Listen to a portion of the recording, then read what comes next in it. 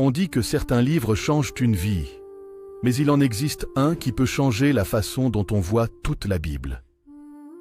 Pendant des siècles, des théologiens, des scribes, des rois et même des rebelles de la foi se sont penchés sur un texte vieux de 2 millénaires, un texte qui n'est ni le plus long, ni le plus spectaculaire, mais qui, pour ceux qui l'ont compris, agit comme une clé. Une clé qui ouvre toutes les portes, celle de la Genèse, celle des prophètes, celle des paroles de Jésus, et même celle du mystère de notre propre existence.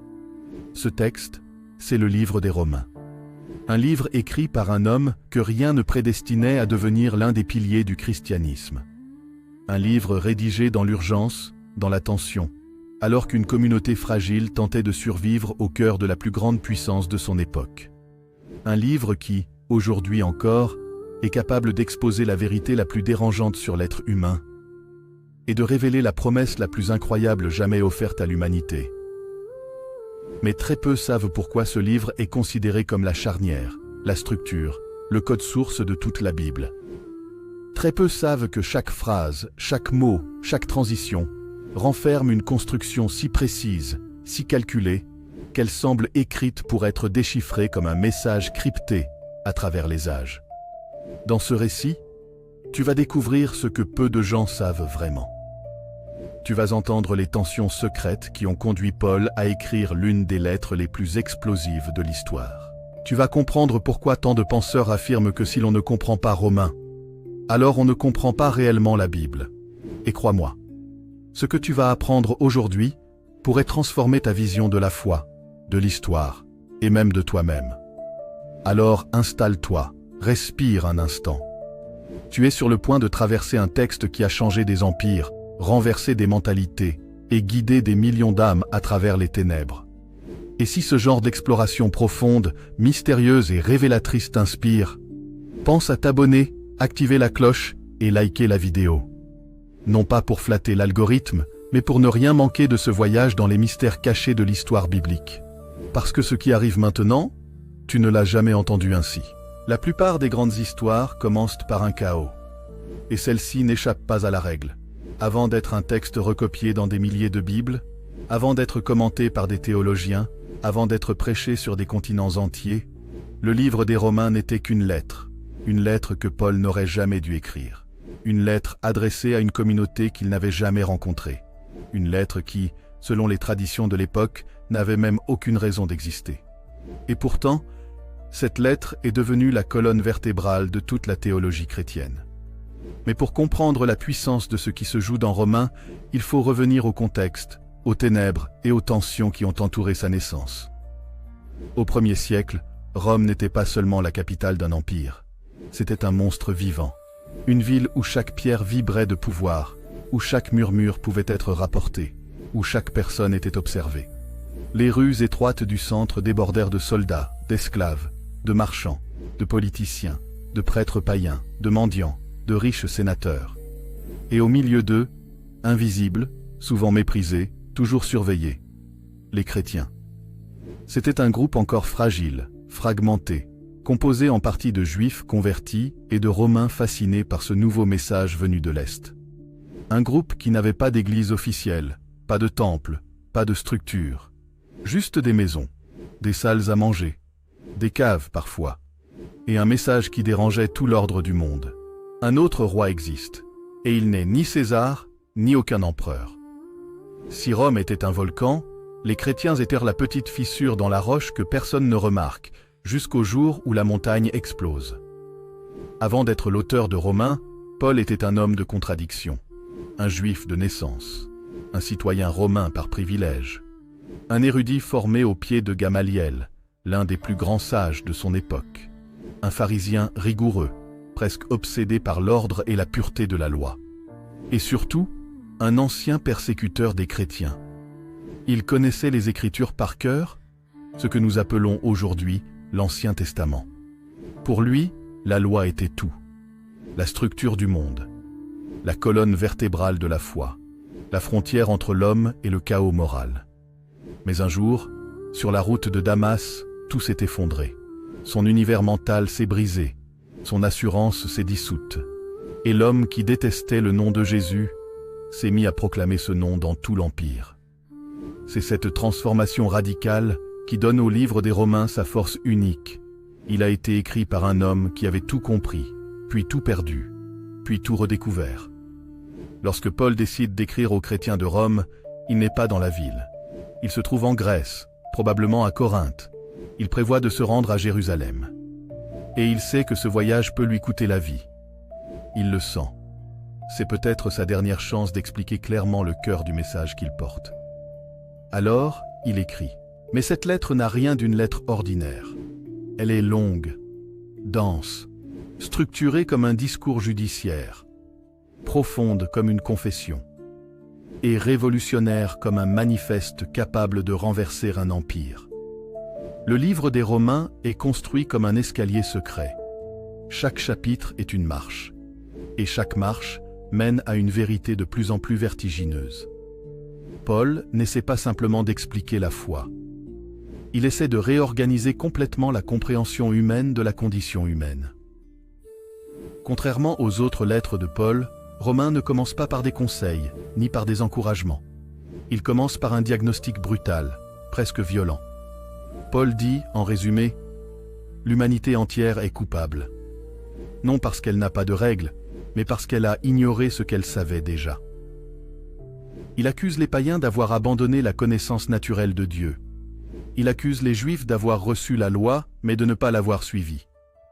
Il accuse même les religieux de se cacher derrière leurs rituels. Personne n'est épargné. Ni les moralistes, ni les sages, ni les spirituels. C'est comme si Paul disait « La première étape pour comprendre Dieu, c'est de comprendre que personne n'est meilleur que personne. » Pour des Romains habitués à la hiérarchie sociale, cette idée était explosive.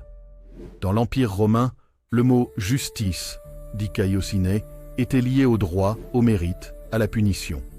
César rendait justice. Les tribunaux appliquaient la justice. La loi romaine définissait la justice. Mais Paul arrive avec un concept qui renverse tout. La justice ne vient pas de ce que l'homme fait, mais de ce que Dieu donne. Et cette justice n'est pas un verdict, c'est une transformation.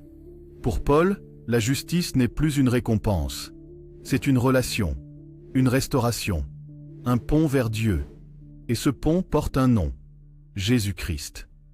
Ce que Paul révèle dans les premiers chapitres de Romains est si radical, si profond, que si tu lises cette lettre sans connaître le christianisme, tu aurais l'impression de découvrir un code secret de l'univers. Ce que peu de gens réalisent, c'est ceci. Romains n'explique pas seulement Jésus. Romains explique tout ce qui précède Jésus. Paul relit la chute de l'homme, la promesse faite à Abraham, la loi de Moïse, les prophètes, les psaumes, les alliances successives et même le silence entre les testaments. Romains est une architecture, un pont, une carte, une boussole. Ce que la Genèse expose, ce que l'Exode annonce, ce que les prophètes réclament, ce que les psaumes crient. Paul assemble tout et dit « Tout converge ici, tout prend sens ici, tout s'explique ici. » Pour la première fois, toute la Bible devient une seule histoire cohérente. Parce que Paul fait ce que personne n'avait osé faire avant lui. Il diagnostique la condition humaine avec une précision psychologique étonnante. Il explique la loi non comme une menace, mais comme un miroir nécessaire. Il introduit la notion de grâce comme une révolution totale. Il définit la foi non comme une adhésion religieuse, mais comme une relation vivante. Il révèle le véritable rôle d'Abraham, non comme un ancêtre ethnico-religieux, mais comme le modèle de la confiance universelle. Il révèle que la justice de Dieu n'est pas punitive, mais restauratrice. Il prépare, chapitre après chapitre, la compréhension la plus profonde de la croix jamais écrite. C'est pour cela que Luther dira plus tard « Le livre des Romains est la véritable porte du paradis ». Et que des penseurs comme Augustin, Wesley, Calvin, Barth, des hommes séparés par des siècles, ont tous été bouleversés parce qu'ils ont lu cette lettre. Certains passages plus hauts de Romains ont une puissance presque prophétique, comme si Paul écrivait en regardant au-delà de son époque, comme s'il savait que son message devait atteindre des rois des nations, des peuples qui ne sont pas encore nés, des continents qui ne sont pas encore découverts. Étrangement, Romains ne ressemble pas aux autres lettres de Paul. Elle ressemble à un manifeste universel, une lettre intemporelle, une déclaration destinée à survivre à tout, même à Rome elle-même. Et elle l'a fait. C'est ici que Paul, comme un chirurgien de l'âme, ouvre l'être humain en deux, expose les forces invisibles qui le tirent d'un côté, l'attirent de l'autre, le détruisent parfois, et lui révèlent une sortie que personne, ni philosophe, ni sage, ni prêtre, n'avait jamais imaginée. Quand Paul écrit aux Romains, il ne parle pas comme un philosophe qui observe l'être humain de l'extérieur. Il parle comme quelqu'un qui a vécu une transformation brutale, comme quelqu'un qui sait ce que c'est que de lutter intérieurement. Dans Romains 7, il dévoile un secret que tous vivent, mais que personne n'ose dire. Le bien que je veux faire, je ne le fais pas. Et le mal que je ne veux pas faire, je le fais. C'est une confession bouleversante. Un aveu presque humiliant venant d'un homme aussi spirituel que Paul. Mais c'est aussi une vérité universelle. La plupart des religions de l'Antiquité ignoraient cette lutte. Elles prétendaient que l'être humain pouvait maîtriser sa moralité grâce à des rituels, des sacrifices ou des disciplines. Paul fait exploser cette illusion. Selon lui, l'être humain est une contradiction vivante. Il aspire au bien, mais ne sait pas comment l'atteindre. Il reconnaît le mal, mais n'a pas la force de lui résister. Il connaît la vérité, mais préfère parfois l'ignorer. Il est libre extérieurement, mais esclave intérieurement. Ce conflit, Paul l'appelle la loi du péché. Ce n'est pas une entité, ce n'est pas un démon, ce n'est pas une force mythique. C'est une inclinaison, une gravité morale qui tire l'être humain vers le bas. Paul ne juge pas, il dévoile. Dans l'esprit de Paul, la loi, la Torah donnée à Moïse, n'est pas mauvaise, mais elle n'a pas été donnée pour sauver l'homme. Elle a été donnée pour révéler l'homme. C'est là que tout change. Les Juifs de l'époque voyaient la loi comme un chemin vers la justice. Les païens la voyaient comme un ensemble de règles étranges. Paul révèle sa véritable fonction. La loi n'a jamais été un médicament, mais un diagnostic. Elle montre ce qui ne va pas. Elle éclaire les fissures. Elle expose la maladie, mais elle ne peut pas la guérir. Ce que Paul est en train de dire est révolutionnaire. Personne ne peut devenir juste par la loi. Et cela n'a rien à voir avec la désobéissance. Même celui qui essaie de toutes ses forces échoue. Pourquoi ? Parce que la loi demande une perfection que l'être humain ne peut pas produire par lui-même. Elle demande une force intérieure que personne n'a. Alors la question surgit, implacable. Pourquoi Dieu aurait-il donné quelque chose qui ne peut pas sauver ? La réponse de Paul est tranchante. Pour que l'homme arrête de croire qu'il peut se sauver lui-même. La loi révèle le besoin. Elle révèle la fracture. Elle révèle le désespoir. Et c'est seulement quand l'homme reconnaît qu'il n'a pas la force qu'une autre porte peut s'ouvrir. Dans tout le livre des Romains, c'est ici que le choc se produit. La tension s'accumule pendant des chapitres entiers. Paul prépare le terrain. Il expose la condition humaine. Il montre la loi. Il montre l'échec de l'homme. Puis, il prononce le mot « grâce ». Pas la grâce comme un pardon léger. Pas la grâce comme une faveur gratuite. Pas la grâce comme une récompense. La grâce, pour Paul, c'est un renversement cosmique. C'est Dieu qui fait pour l'homme ce que l'homme est incapable de faire par lui-même. Mais plus encore, c'est Dieu qui donne à l'homme ce que la loi exigeait, mais que l'homme ne pouvait accomplir. La grâce, dans Romains, n'est pas un geste sentimental. C'est un événement, un acte, un transfert, une transformation. Paul l'explique comme un changement de statut. Vous étiez sous la loi, maintenant vous êtes sous la grâce. Sous la loi, l'homme lutte. Sous la grâce, l'homme vit. Sous la loi, l'homme tombe sans arrêt. Sous la grâce, l'homme est relevé. Sous la loi, l'homme est un esclave. Sous la grâce, il devient libre. La puissance de la grâce, selon Paul, n'est pas dans le pardon, mais dans la transformation intérieure. Dans Romains 6, Paul introduit un concept mystérieux. L'idée que ceux qui croient meurent et renaissent spirituellement, pas symboliquement, pas métaphoriquement, mais réellement dans une dimension invisible. Cette mort est une séparation, une rupture. L'homme ancien, celui qui est dominé par la gravité du péché, meurt. L'homme nouveau, celui qui est animé par la vie divine, naît. C'est une opération spirituelle, un déplacement, un arrachement. Paul dit littéralement, « Vous êtes morts au péché ». Non pas que vous ne serez plus jamais tentés, mais que le péché n'a plus le droit de vous dominer. Il n'a plus le titre de propriété. C'est comme si une nouvelle identité venait effacer la précédente. Un nouveau royaume remplace l'ancien. Le baptême devient ainsi un acte révolutionnaire. Dans une Rome où les rites religieux étaient monnaie courante, Paul parle d'un rite qui ne sanctifie pas, mais qui enterre. Et ce qui l'enterre, c'est l'ancien maître de l'homme. Arrive ensuite l'un des chapitres les plus puissants du livre, Romains 8. Ce chapitre est une explosion de lumière après les ténèbres. Un sommet théologique, un chant de libération. Paul y révèle le moteur de la vie chrétienne, l'esprit. Pas l'esprit humain, pas une énergie mystique, pas une force obscure, l'esprit de Dieu. Et selon Paul, c'est lui qui fait ce que la loi ne pouvait pas faire, donner la force intérieure, le vouloir, le pouvoir, la transformation. L'esprit devient le guide, la force, la voix intérieure, le consolateur, le défenseur, le témoin, la garantie, la puissance de résurrection en nous. Paul va jusqu'à dire une phrase vertigineuse. L'Esprit qui a ressuscité Jésus d'entre les morts habite en vous. Si cela est vrai, alors rien n'est impossible. Ni la guérison intérieure, ni la transformation, ni la libération, ni la paix, ni même la victoire sur ce que Paul appelle la chair. C'est ici que Romains cesse d'être un traité et devient une révolution spirituelle. Paul décrit la chair non comme le corps physique, mais comme la partie de nous qui résiste à Dieu. Une force intérieure, un instinct, une impulsion. La chair n'est pas mauvaise en soi, mais elle est limitée.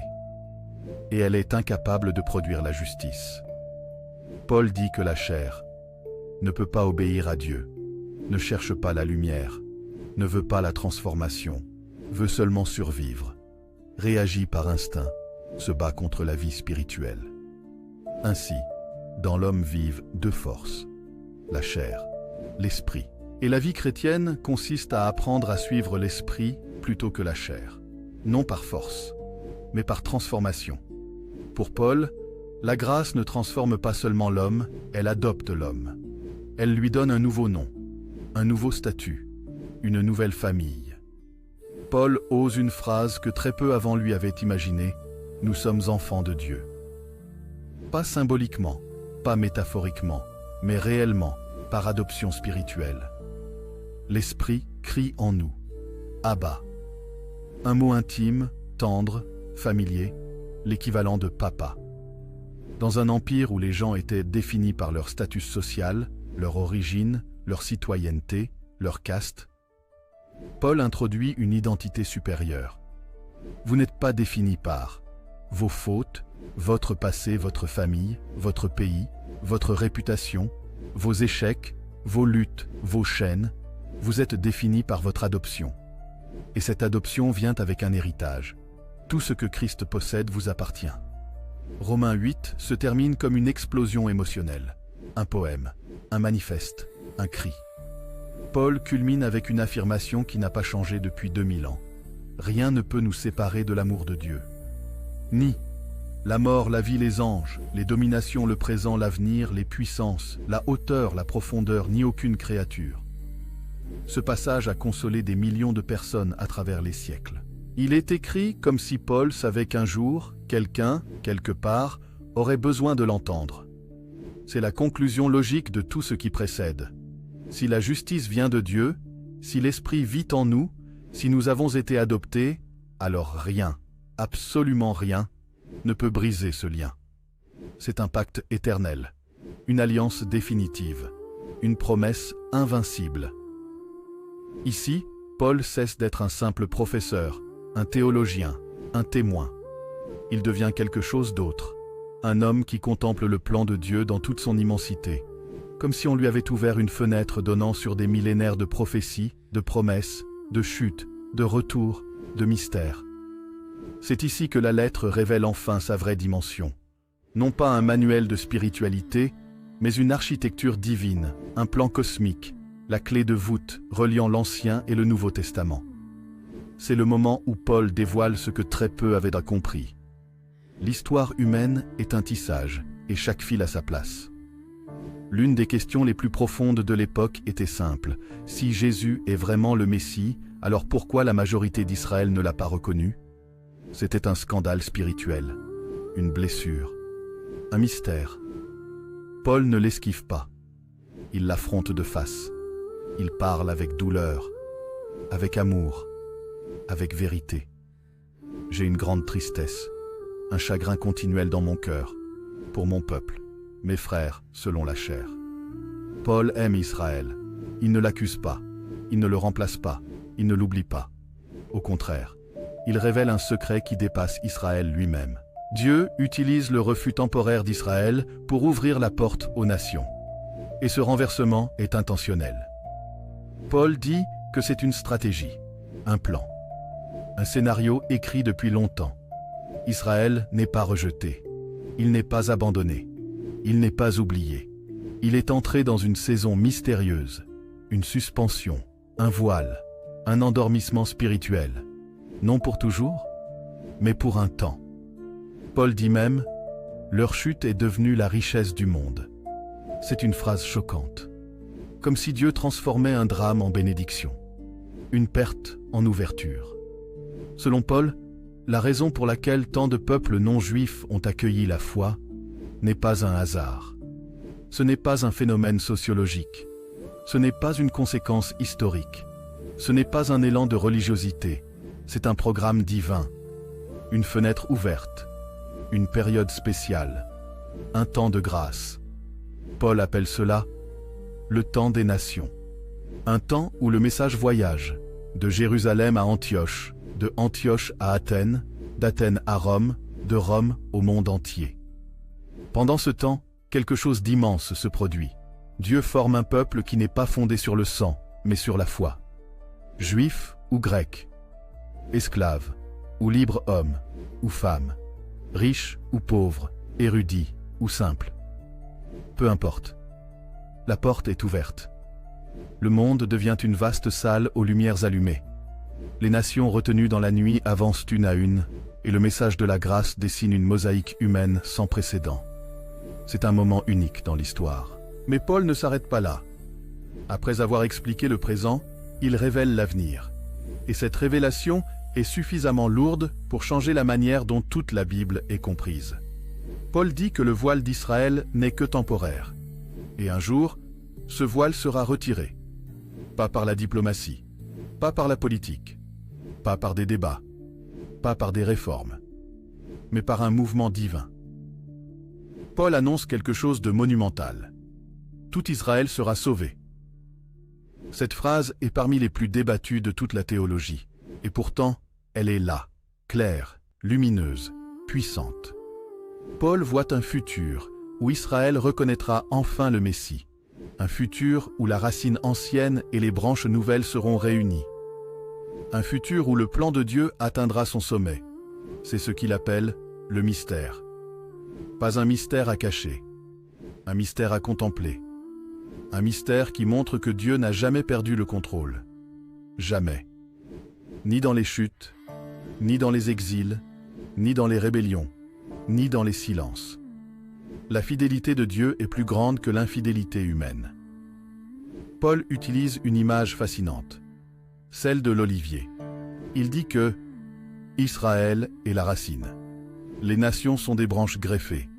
Dieu est le jardinier. Cette image est la clé visuelle de toute la Bible. L'histoire humaine est un arbre unique, nourri par une racine ancienne. L'erreur serait de croire que les nations remplacent Israël. Paul dit non. Au contraire, les nations sont greffées dessus. Elles participent, elles reçoivent la sève. Elles sont adoptées dans un plan plus vaste. Mais l'arbre demeure le même. Un seul arbre, un seul projet, un seul dessein. Cette image est comme un antidote au sectarisme. Elle rappelle que personne n'est supérieur, que tout est grâce, que nul n'a de raison de se glorifier. Et surtout, que l'histoire n'est pas finie. Voici le cœur final, le décryptage, le point culminant.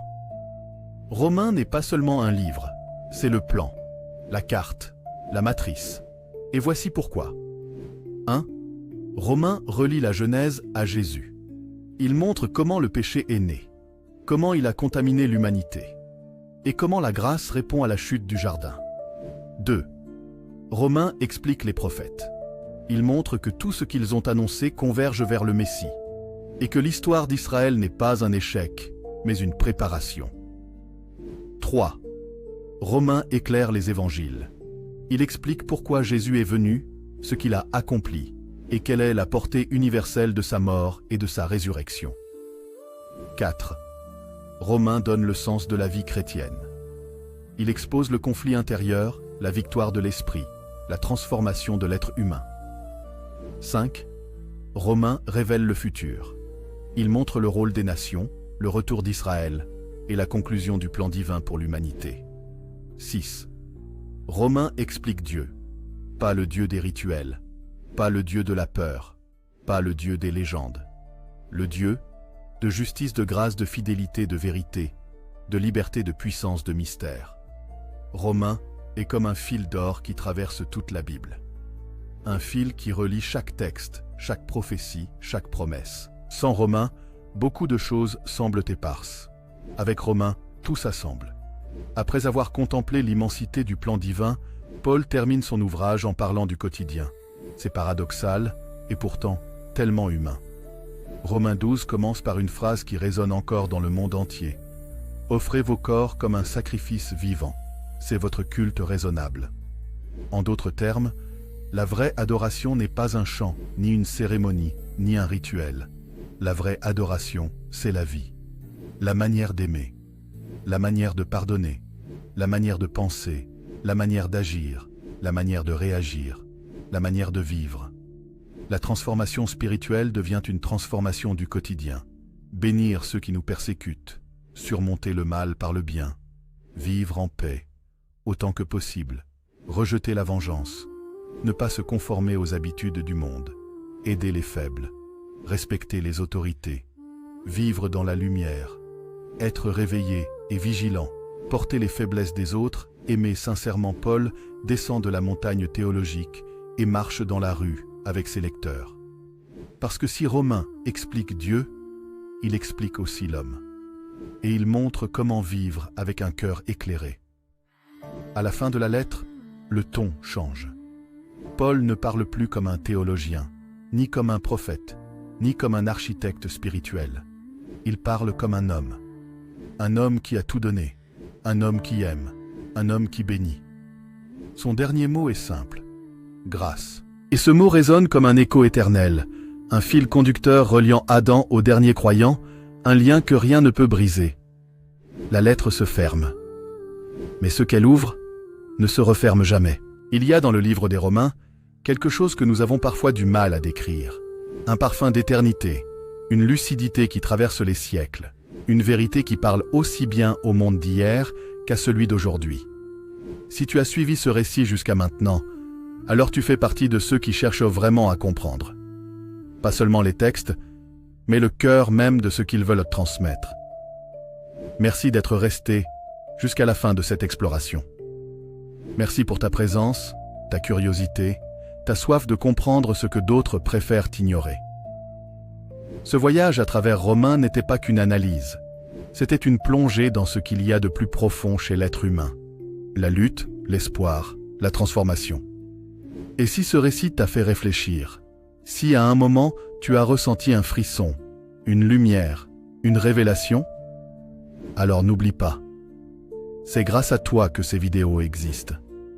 Merci d'avoir soutenu cette chaîne, merci pour tes likes, tes partages, ton abonnement, et surtout, merci pour ton envie d'aller plus loin que ce que l'on t'a toujours dit. Le livre des Romains n'a pas fini de nous parler. Il continue de transformer, d'éclairer, d'ébranler et d'élever. Et ce n'est que le début. On se retrouve très bientôt pour une nouvelle exploration, un nouveau mystère, une nouvelle vérité cachée. Jusqu'à la prochaine vidéo. Reste curieux, reste éveillé, et n'oublie jamais que la connaissance est un chemin, pas une destination.